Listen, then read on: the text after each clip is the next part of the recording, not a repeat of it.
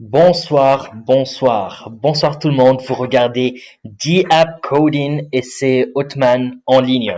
Si vous êtes nouvelle sur cette chaîne, je vous invite à vous abonner et si vous vous intéressez à la technologie blockchain, je vous invite à activer la petite cloche, laisser un petit like et puis me dire dans les commentaires ce que vous savez ou ce que vous avez découvert sur la blockchain.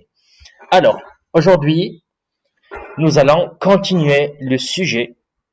Dans cette session, on va parler d'un aspect très important qui est la sécurité et l'immutabilité. Alors, pourquoi c'est très important? Vous réalisez que aujourd'hui, vous faites confiance à des tiers, à des compagnies et entreprises tiers. Par exemple, dans les réseaux sociaux, Facebook, vous faites confiance à Facebook pour enregistrer et pour garder toutes vos informations personnelles. Quand vous utilisez également ou vous allez à l'hôpital, vous faites confiance normalement au système d'information à l'hôpital pour enregistrer et garder vos informations qui sont d'ailleurs très sensibles. Aujourd'hui, dans le monde, nous faisons beaucoup confiance aux entreprises. D'autre côté, nous avons d'autres systèmes et de nouveaux systèmes comme le Bitcoin, où vous avez zéro confiance, où vous faites confiance à aucune personne. Vous faites uniquement confiance aux mathématiques et bien évidemment au protocole. Vous faites confiance à des choses qui ne peuvent pas être cassées, qui ne peuvent pas être changées ou piratées. Voilà. Vous faites confiance à un réseau mathématique et à un réseau sécurisé. Ça, c'est la très grande différence sur ce système-là. Pour avoir zéro confiance, vous devez avoir de la sécurité sur un niveau plus global. C'est ce qui est très excitant d'ailleurs dans la technologie blockchain. La blockchain, comme on avait dit avant, et si vous n'avez pas regardé, vous pouvez revenir aux vidéos d'avant, on avait dit que c'est une base de données globale où personne ne peut tricher, personne ne peut changer ou modifier ce qui a déjà été écrit sur la base de données. Nous avons vu également qu'on peut utiliser la même technologie blockchain sur des applications comme la supply chain pour suivre des datas et des informations. Alors, il s'agit aujourd'hui de casser ce qu'on appelle les silos. Les silos ou les infrastructures IT. Vous avez par exemple ici Microsoft, Azure, qui est leur solution cloud. Vous pouvez avoir une autre société qui utilise Amazon, AWS, et etc. Voilà. Donc ça, c'est ce qu'on appelle les silos d'information qui sont complètement séparés et pas du tout compatibles. Voilà. Alors, l'idée ici, c'est que la blockchain va venir globaliser et va venir standardiser ces silos pour n'avoir qu'un seul silo global. Voilà. Et donc ici, nous avons les partenaires qui font partie du réseau, qui sont tous interconnectés. Voilà.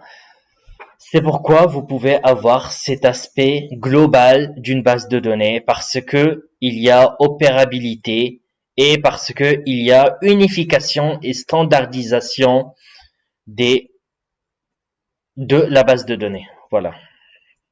Tout le monde utilise les mêmes standards et tout le monde suit les mêmes règles et la même infrastructure, contrairement à ce qui existe aujourd'hui dans les entreprises, dans les hôpitaux, etc.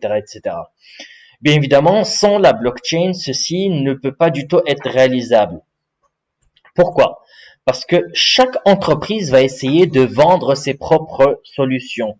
Entreprise 1 avec solution 1, entreprise 2 avec la solution 2, etc., etc. Donc, nous allons avoir une très, très, très grande compétition et donc impossible d'arriver à une solution unifiée que tout le monde utilise dans le monde entier. Voilà, bien évidemment, il y a toujours des exceptions. Il y a une technologie qui a réussi à combattre tout cela et bien évidemment, on parle de Internet. Internet, c'est un protocole aussi. Rappelez-vous, on avait parlé de cela.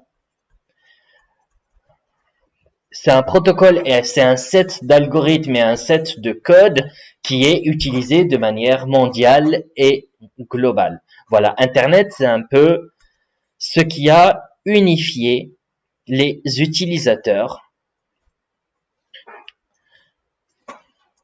Alors, malheureusement, ce protocole, c'est pratique pour le partage d'informations. Et comme vous le savez, pour le partage d'informations, on peut copier et coller la même information. Mais le Bitcoin, c'est plutôt la valeur. C'est un transfert de valeur. J'utilise la petite couleur Bitcoin.